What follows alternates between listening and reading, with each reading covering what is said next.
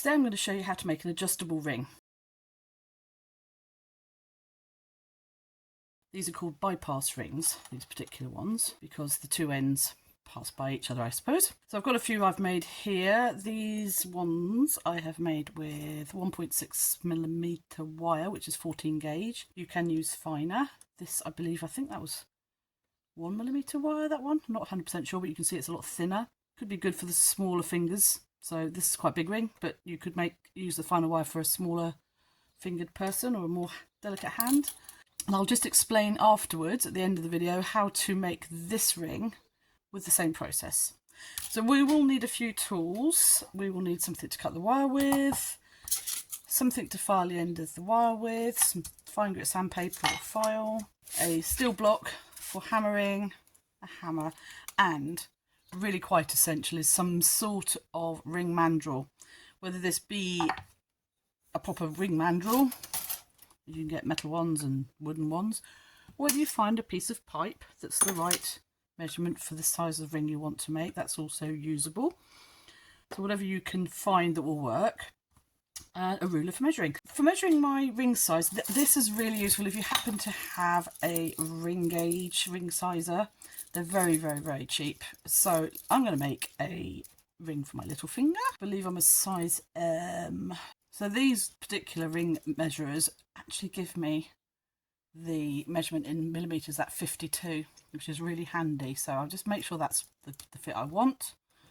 It's about right. So 52 is my measurement, the circumference of my finger. You can also measure that using a bit of string and marking it, using a tiny strip of paper and marking it. You could use a tape measure. It's not as accurate because of its thickness. However, because these are adjustable, you'll probably get away with it because you can go up or down a ring size or two. So I'm going to start with 52. That takes me all the way around my finger, and then I want to allow some for the overlap.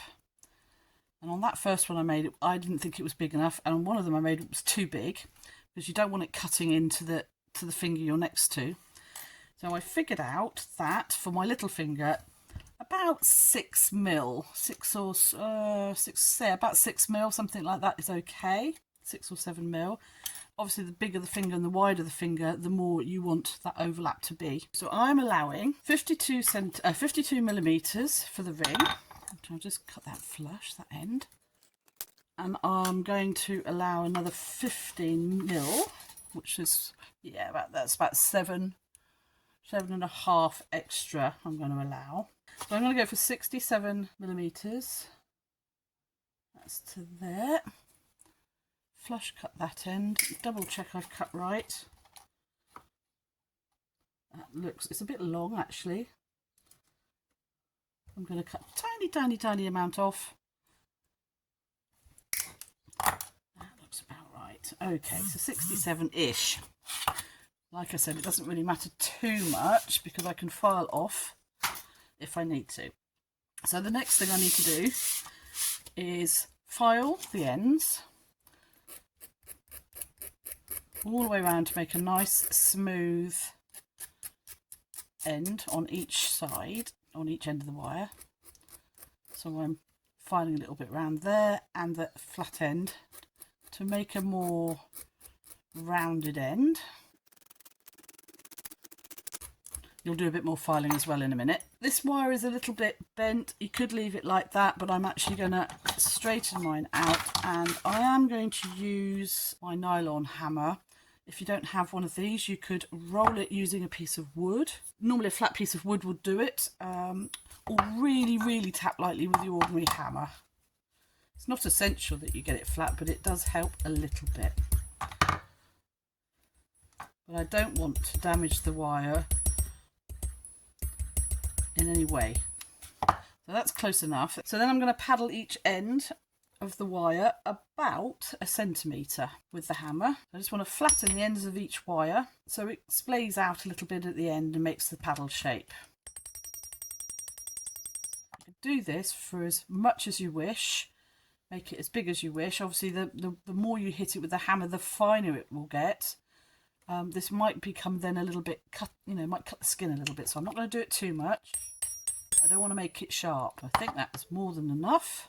Turn it round and do the other side. I can compare the two and also get my ruler back. I do want this to be about 1 centimetre. I'm going to hammer that a little bit more. Looks okay. That looks pretty good in length, yeah. So now we've done that, I'm going to texturise the ring a little bit more. Where's my example? I'm going to just texturise those two ends with the ball of the hammer. So choose which side I want to be on the outside now. Do that one. So I've just basically texturised the whole area that I flattened. Do the same on the other side of the wire, and also make sure it's on the same side of the wire. So do that for as much as you wish to texturise it. And then finally, I think I can move that a little out of the way. I'm going to wrap this round my ring mandrel. I've already figured out roughly where my, well, I've moved it now, the ring size is, but it's around here. So I'm going to go a little bit narrower than I want, because then I can widen it out afterwards. So I'm going to hold that against my tube or whatever it is you're using to form your circle. And push that round.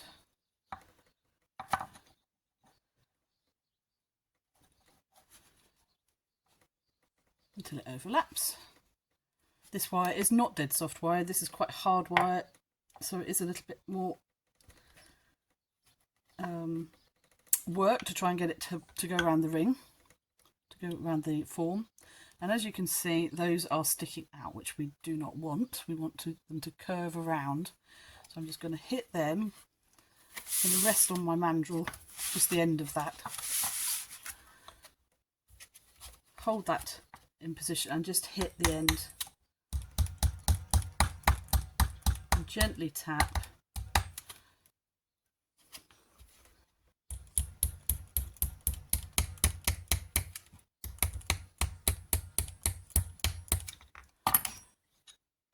And then I'm going to look and just see if the shape's okay. Now I think that's going to be too small. Oh, no, nearly. So all I need to do now is push that a little bit further up. Still make sure that things are tapped into position.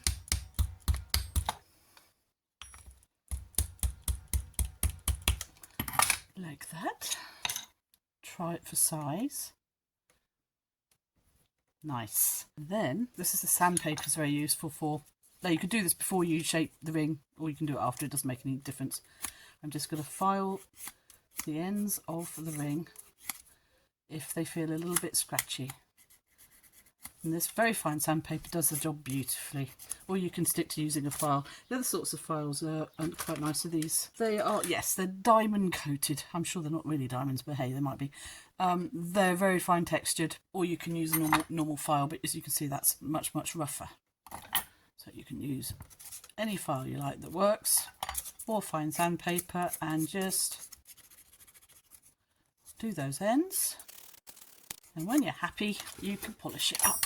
Use my trusted rotary polisher, or you can use a buffing hand cloth, whatever you've got, whatever you normally polish your jewellery with. But totally recommend doing it with one of these rotary tools with the wool felted tip and a little bit of polishing compound.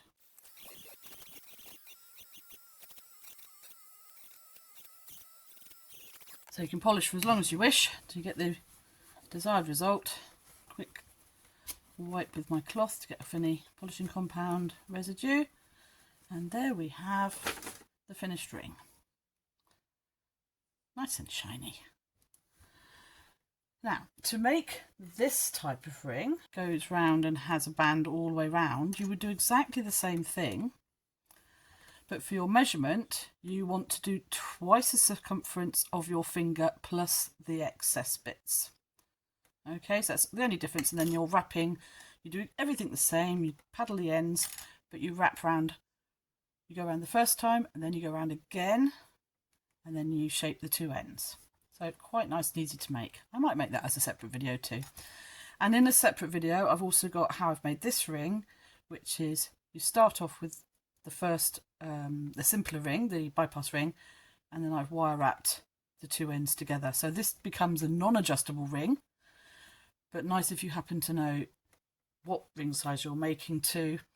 This one's perfect if you're giving it as a gift and you don't know the exact ring size, but you can kind of guesstimate, because the person wearing it can just pinch it if it's too big, pinch it a bit tighter, or they can open it up a little bit. So you can adjust to 2 or 3 ring sizes depending on how big you've made the first ring in the first place. So I hope that has been a good video for you to watch, and please give me a thumbs up and subscribe if you haven't done so already, and I'll see you in the next video. Thanks for watching. Bye.